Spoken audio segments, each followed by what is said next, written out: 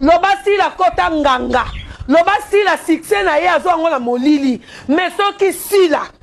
azwa succès na ye ya ye moko soki sila azwa babakuk na nzela na ye moko soki bana basi o mibale oyo bamiyebi ya pembe na ya mwindu ya makambu nyonso baoloba contre kombo ya sila bino yo mwa mwasi ya mwindo kende na biro mobali ya sila olingaka mobali ya sila eloko ekabola bino yango na bato bayeba te boyeba ngo lelo monde entier boyeba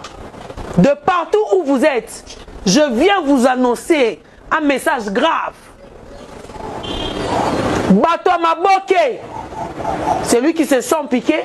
connaît l'affaire parce que non on a tangi kombo ya mutu te bato ya maboke réunion nyonso bofandaki avant-hier boyeba ke moko na bino kati na bino asepela na ngote on a tout na matoi comment bokoke fan de la si la réunion comment bokoke que no fan de la si la réunion et moi je m'étonne que na papa ya Sila qui est un président de Sila qui fit